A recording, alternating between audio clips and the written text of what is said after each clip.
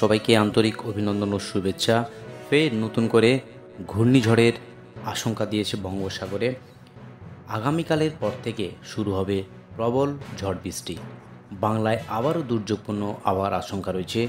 সুপ্রিয় দর্শক, আজ 4ই নভেম্বর মঙ্গলবার। এই মুহূর্তে আবার গুরুত্বপূর্ণ আপডেট। ঘূর্ণিঝড় মন্থার প্রভাব কাটতে না কাটতেই আবারও চোখ রাঙাচ্ছে ঘূর্ণাবর্ত নিম্নচাপ। আগামী কালের পর থেকে বাংলা জুড়ে ঝড় বৃষ্টির আশঙ্কা রয়েছে। শীতের মুখেই দুর্যোগের আশঙ্কা রয়েছে বাংলা জুড়ে। এবার সরাসরি একবার দেখে নেব আলিপুর আবহাওয়া দপ্তরের যে অফিসিয়াল পেজ, সেই অফিসিয়াল পেজে আজ এবং আগামী কয়েকদিনের আবার কি গুরুত্বপূর্ণ আপডেট দিয়েছে সরাসরি একবার দেখার চেষ্টা করব। আপনি কোন জেলা থেকে এই ভিডিও দেখছেন অবশ্যই জেলাটির নাম কমেন্ট বক্সে জানাতে ভুলবেন না। আর আপনি যদি চ্যানেলের নতুন দর্শক বন্ধু হয়ে থাকেন, অনুরোধ করবো চ্যানেলকে সাবস্ক্রাইব করে পাশে থাকার। সরাসরি প্রথমে চলে যাব আলিপুর আবহাওয়া দপ্তরের যে অফিসিয়াল পেজ, সেই অফিসিয়াল পেজে কি ওয়ার্নিং আপডেট করেছে একবার দেখে নিচ্ছি। যে warning sub Himalayan, West Bengal and Sikkim, Uttarbanga এবং পার্বত্য জেলাগুলির জন্য আজ থেকে আগামী 10ই নভেম্বর অবধি উত্তরবঙ্গের কোনো জেলাতেই ওয়ার্নিং ইস্যু নেই আলিপুর আবহাওয়া দপ্তর থেকে। আর এইদিকে যে ওয়ার্নিং গাঙ্গেস্টিক ওয়েস্ট বেঙ্গলের জন্য, সেখানেও আজ থেকে আগামী 10 তারিখ অবধি কোনো বঙ্গেতেই ওয়ার্নিং ইস্যু নেই আলিপুর আবহাওয়া দপ্তর থেকে। যে নিম্নচাপের প্রভাব, সেই নিম্নচাপ রয়েছে, তার সরাসরি একবার দেখানোর চেষ্টা করছি কোথায় সেই নিম্নচাপের বর্তমান অবস্থানটা রয়েছে। যদি একবার উইন্ডির মাধ্যমে দেখানোর চেষ্টা করি তার যে বর্তমান অবস্থান কোথায় রয়েছে সেটা দেখানোর চেষ্টা করব। ঠিক মায়ানমারের এই উপকূলের উপরেই, পূর্ব মধ্য বঙ্গোপসাগরের উপরেই রয়েছে এই ঘূর্ণাবর্ত। সেই ঘূর্ণাবর্তর বর্তমান অবস্থান মায়ানমারের কোস্টাল এরিয়ায় রয়েছে। সেই ঘূর্ণাবর্তের প্রভাব কি পশ্চিমবঙ্গের উপকূলের কাছাকাছি আসতে পারে? যদি সেটা লক্ষ্য করি, তার চান্স কিন্তু খুবই কম রয়েছে। কারণ এখন যে ঘূর্ণাবর্ত বর্তমান অবস্থান করছে সেটা কিন্তু একেবারে মায়ানমার বা কোস্টাল এই দিকেই রয়েছে। তার অভিমুখ কিন্তু বাংলাদেশ কোস্টাল এরিয়ার উপর সবথেকে বেশি থাকবে। এবং বাংলার যে কোস্টাল এরিয়া অর্থাৎ দক্ষিণ 24 পরগনা, উত্তর 24 পরগনা বা কলকাতা, পূর্ব মেদিনীপুর, এখান থেকে আসার চান্স খুবই কম রয়েছে। কিন্তু আলিপুর আবহাওয়া দপ্তর যেটা বলছে বা যে আপডেট দিয়েছে ইতিমধ্যে, তাতে যেটা বলা হয়েছে, তো এই যে ঘূর্ণাবর্ত বা এই যে নিম্নচাপ, সেই নিম্নচাপটি যত ক্রমশ স্থলভাগের দিকে এগিয়ে আসবে, তার প্রভাব কিন্তু দক্ষিণ 24 পরগনা এই কোস্টাল এরিয়ার উপরে পড়ার সম্ভাবনা রয়েছে। অর্থাৎ যে আপডেট পাওয়া যাচ্ছে তাতে জানা যাচ্ছে আগামীকালের পর থেকে এই কোস্টাল এরিয়ার উপর হালকা মাঝারি বৃষ্টিপাত হওয়ার সম্ভাবনা রয়েছে। ভারী বৃষ্টি সেভাবে হবে না, হালকা থেকে মাঝারি বৃষ্টি বিশেষ করে দক্ষিণ 24 পরগনা, পূর্ব মেদিনীপুর এই জায়গাগুলির উপর হতে পারে আগামীকালের পর থেকে। তো যদি একবার আবারও দেখি যে বৃষ্টিপাতের যে আপডেট, এই কোস্টাল এরিয়ার উপরেই কিন্তু বৃষ্টিপাত হবে। যেহেতু নিম্নচাপটা এই জায়গাতে রয়েছে, সেই নিম্নচাপের অভিমুখ কিন্তু রয়েছে একেবারে বাংলাদেশ কোস্টাল এরিয়ার উপর, অর্থাৎ বাংলাদেশ লাগোয়া যে জায়গা, অর্থাৎ এই যে জায়গার উপর কিন্তু প্রবল ঝড় বৃষ্টি হওয়ার সম্ভাবনা রয়েছে, যা ক্রমশ স্থলভাগের দিকে এগিয়ে আসছে এবং বাংলাদেশের উপরেই কিন্তু এর দুর্যোগপূর্ণ আবহাওয়াটা রয়েছে। পশ্চিমবঙ্গের যে উপকূল, সেখানে কিন্তু এর প্রভাব পড়ছে না, অর্থাৎ হালকা মাঝারি বৃষ্টি থাকবে। আগামী কাল থেকে দুর্যোগপূর্ণ আবহাওয়ার সম্ভাবনা রয়েছে শুধুমাত্র দক্ষিণ 24 পরগনা এবং কোস্টাল এরিয়ার উপরেই এই পড়ার সম্ভাবনা রয়েছে।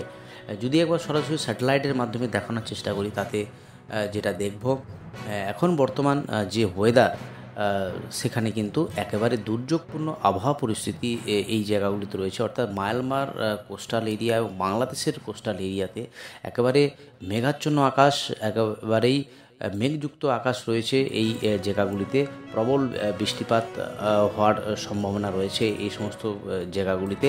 তার প্রভাব হালকা মাঝারি থাকলেও কোস্টাল এরিয়া যেগুলো রয়েছে সেখানে কিন্তু মেঘ রয়েছে এই সমস্ত যে জায়গা, বিশেষ করে দক্ষিণ 24 পরগনা এবং পূর্ব মেদিনীপুর সঙ্গে রয়েছে। এদিকে উত্তর 24 পরগনা কিছু অংশে মেঘাচ্ছন্ন আকাশ লক্ষ্য করা যাচ্ছে একেবারে সকাল থেকে। তো যে আপডেট আলিপুর আবহাওয়া দপ্তর দিয়েছে, তাতে কিন্তু আগামী কাল থেকে এই দুর্যোগপূর্ণ আবহাওয়ার সম্ভাবনা থাকতে পারে। তো আলিপুর আবহাওয়া দপ্তর থেকে যে স্পেশাল বুলেটিন আপডেট করেছে, সেই স্পেশাল বুলেটিন যেটা বলা হয়েছে যে একটা লো প্রেশার ফর্মেশন হয়েছে, সেই লো প্রেশার কিন্তু বলা হয়েছে যে মায়ানমার কোস্টাল এবং ইস্ট সেন্ট্রাল বে অফ বেঙ্গলের উপরেই একটা নিম্নচাপ হয়েছে, লো প্রেশার এরিয়া হয়েছে।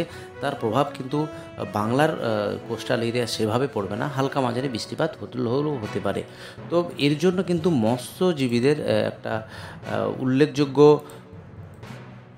সতর্কবার্তা দিয়েছে, যেটা লক্ষ্য করা যাচ্ছে। অর্থাৎ গতকাল থেকে আগামীকাল পর্যন্ত 35 থেকে 45 কিলোমিটার গতিবেগে ঝোড়ো হাওয়া বয়ে যাবে, বিশেষ করে এই কোস্টাল এরিয়ার উপর।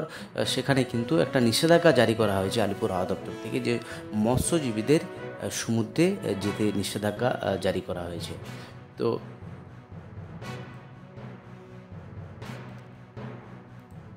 এবার যদি ডিস্ট্রিক্ট ওয়াইজ পেজে যাই, যে বৃষ্টিপাতের আপডেট কি আছে, ওয়েদার ফোরকাস্ট ফর 7 ডেজ, তাতে লক্ষ্য করা যাচ্ছে আগামী 9 তারিখ অবধি দক্ষিণবঙ্গের যে জেলা, অর্থাৎ কলকাতা, হাওড়া, হুগলি, 2 পরগনা, 2 মেদিনীপুর, 2 বর্ধমান সহ মুর্শিদাবাদ এবং নদিয়া এবং পশ্চিমাঞ্চলের যে জায়গা, সেখানে কিন্তু একবারে ড্রাই ওয়েদার কন্ডিশন রয়েছে আগামী কয়েকদিনের জন্য। একবারে শীতের মুখেই রয়েছে গোটার রাজ্য। তুলনামূলক যে বৃষ্টিপাতের যে আপডেটের কথা বলছিলাম, সেখানে কিন্তু আগামী 7 তারিখ শুধুমাত্র দক্ষিণ 24 পরগনার কিছু জায়গাতে এই বৃষ্টিপাত হলেও হতে পারে, কারণ এই নিম্নচাপের প্রভাব যেহেতু কোস্টাল এরিয়া এর উপর রয়েছে, সেখানে কিন্তু আগামী 7 তারিখ বিশেষ করে দক্ষিণ 24 পরগনার কিছু জায়গাতে বৃষ্টি হওয়ার সম্ভাবনা রয়েছে। নাহলে বাকি যে জেলা, সমস্ত জেলাতেই কিন্তু ড্রাই ওয়েদার কন্ডিশন বজায় রয়েছে।